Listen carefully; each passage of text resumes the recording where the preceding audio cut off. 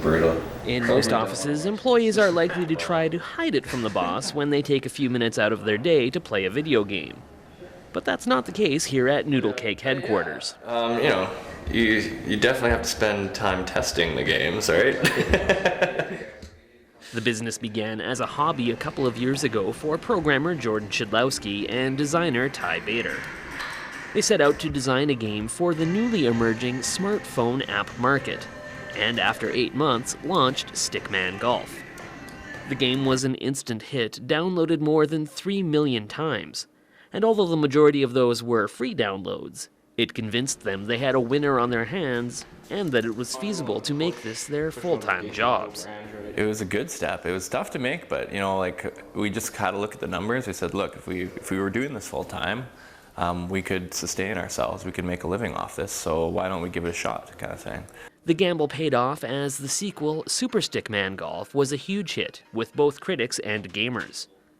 They have capitalized on a changing video game market that has expanded far beyond the one that was once dominated by young men. Everybody's cell phone can play games on it.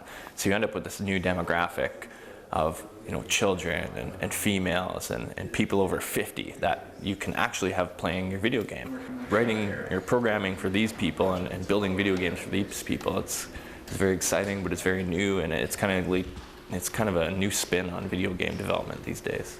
And even though their creations sell for just $1 or $2, and 30% of their sales go directly to Apple, which Bader and Shidlowski say they're more than happy to pay, with another 3 million plus downloads, Super Stickman Golf has been a financial success as well. When I was young, you had that idea, if everyone just gave me $1, I'd be rich, right? So the App Store kind of allowed that kind of thing to actually be possible. So, you still got to do a lot of work and put a lot of hours in, but yeah, no, it's been great.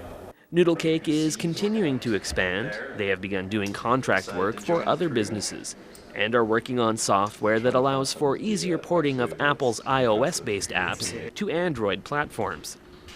Last month, they also released their second game, Lunar Racer, a driving game that takes advantage of accelerometer technology as players twist and turn their devices to reach the finish line. The reviews have been good on the App Store, and it's not taking off quite like Super Stickman did, but it actually took Stickman Golf quite a while to actually reach that level where it was getting super popular. So time will tell.